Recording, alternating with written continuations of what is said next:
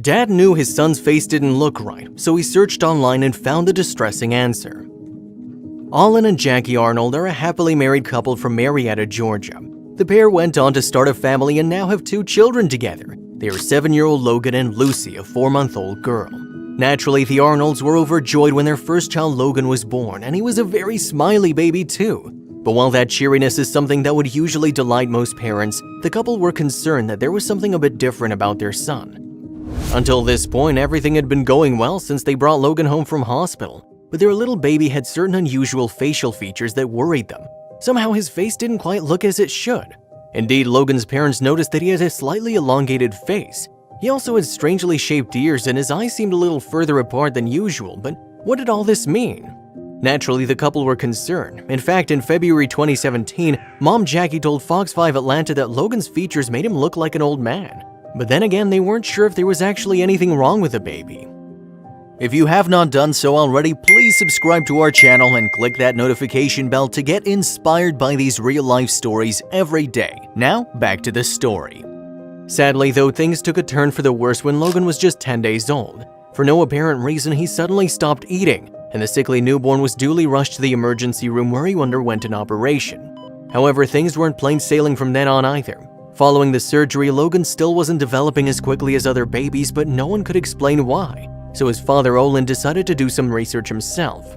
In particular, he took to the internet, typing in some of Logan's physical features into search engines. Thereafter, he discovered that there were other parents with children showing similar characteristics to Logan, and as a consequence, the worried dad was able to narrow Logan's condition down to 3 possible syndromes. Olin then stumbled across a photograph of a girl living in Ireland.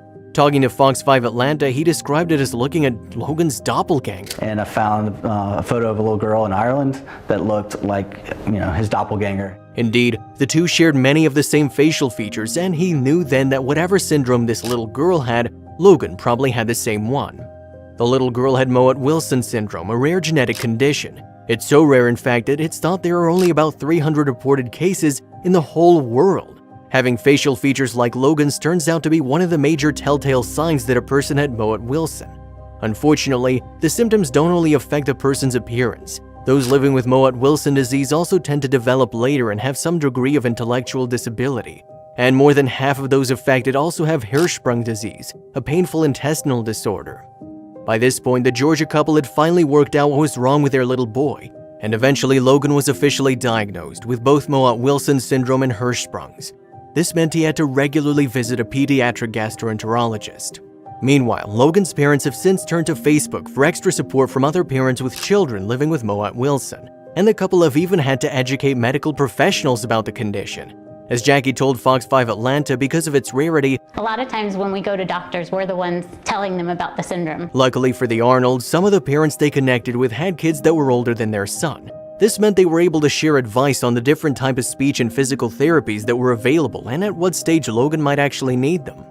Indeed, Jackie told Fox 5 Atlanta that they would receive invaluable responses to any query they posted on Facebook. Fortunately, we found some Facebook groups that have been a tremendous support. You start figuring out what therapies to get him in, Logan himself, meanwhile, isn't able to speak very much because of his syndrome. Nevertheless, he's still able to take part in normal activities for a boy his age. In fact, one of his biggest passions is baseball, and he loves playing in a league alongside other kids with special needs.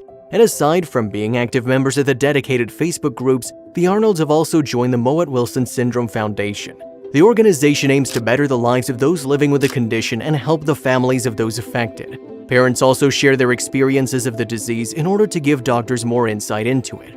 And families from all over the world have shared their stories. The foundation website features children from as far afield as Croatia, Serbia, Italy, New Zealand, and South Africa. The organization also has active social media channels which help raise awareness of the condition. But although Mowat-Wilson syndrome can be debilitating, that hasn't stopped the smile on little Logan's face. I'll be the happiest kid that you've ever met. If you think about unconditional love, that's what you get from him all the time, unconditional love. And while doctors usually advise patients not to Google their symptoms, in Logan's case it's a good job his dad did that very thing. Indeed, that internet research was instrumental in finding a diagnosis for Logan, and it's meant that his family can help manage the condition well, meaning as a result that he can lead a happy and fulfilling life. If you liked the video, please give it a thumbs up and consider sharing it with someone who may find it interesting. Thanks for watching, and I'll see you in the next video.